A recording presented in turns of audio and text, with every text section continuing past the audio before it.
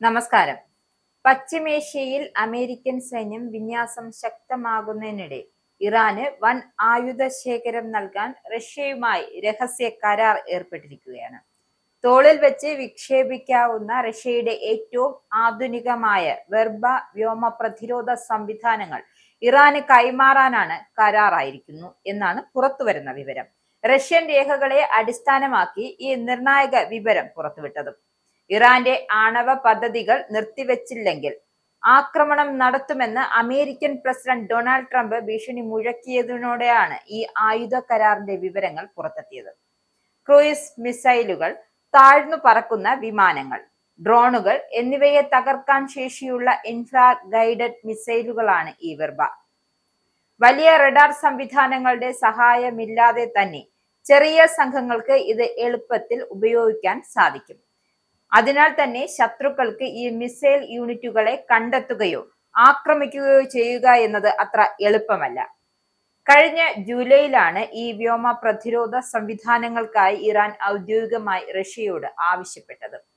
അമേരിക്കയുടെ പിന്തുണയോടെ ഇസ്രായേൽ ഇറാന്റെ 3 പ്രധാന ആണവ കേന്ദ്രങ്ങളിൽ നടത്തിയ 12 ദിവസത്തെ ആക്രമണത്തിന് തൊട്ടു പിന്നാലെയായിരുന്നു ഇത്.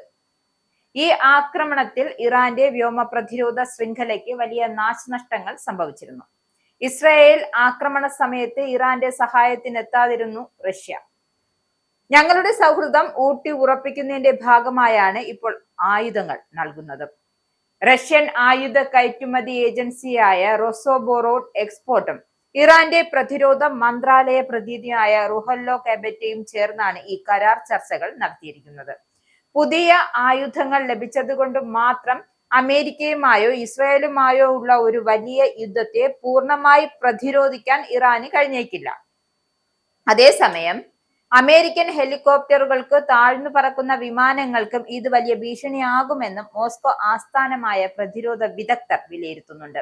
വെനസ്വേലൻ പ്രസിഡന്റ് നിക്കോളാസ് മദൂറോയെ പിടികൂടാൻ അമേരിക്കൻ സേന ഉപയോഗിച്ചതുപോലുള്ള ഹെലികോപ്റ്റർ ആക്രമണങ്ങളെ നേരിടാൻ ഇറാന് വെർബ മിസൈലുകൾ വലിയ മുതൽക്കൂട്ടാകും എന്ന കാര്യത്തിൽ സംശയം വേണ്ട.